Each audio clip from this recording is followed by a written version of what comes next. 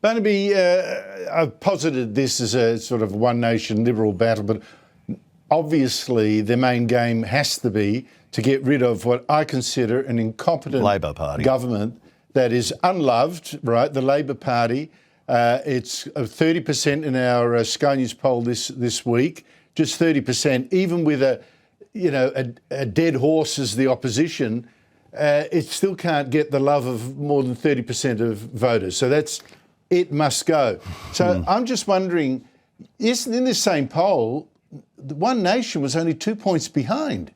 Only 2 points behind, 28% to Labor 30. Are you seriously a competitor to Labor, do you think?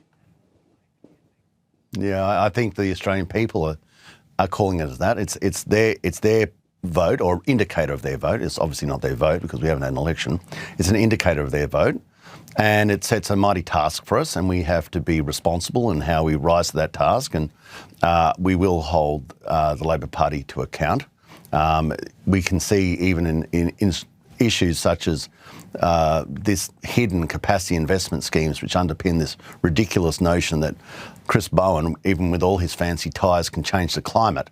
It's stuff like that. It's cut through clarity in messages and stuff like that that gives One Nation its boost in polling. And immigration, of course, calling for the clarity that if you keep bringing in the wrong people, you'll keep on getting the same problems.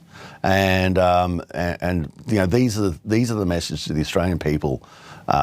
May in the past have found abrupt, but now find necessary to discuss.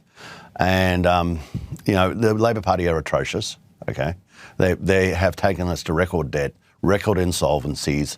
They have done nothing of any form of inspiration to the national balance sheet. No dams, no freight rail. It's a nowhere.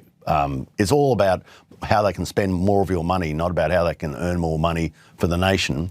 And they are unpopular. I mean, if any person told you, look, I'm on 30%, you'd say, well, you're about to lose your seat. That's atrocious.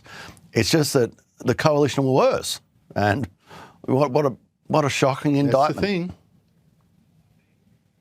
But Barnaby, I have to say, as you know, a lot of people are saying, well, One Nation is great for a protest gesture to a poll. Come election day, it'll disappear. You've also got lots of parties preferencing against you.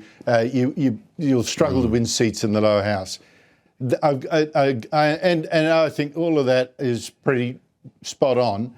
What is the key here, as far as I can tell, is your recruitment. Who you get on board to make you. I mean, your recruitment has been supercharging the One Nation vote. You need people, and apologies, I know you've got an accountancy background, but you need people with serious financial clout to at least give that economic background, be potentially, being able to diagnose the country's finances.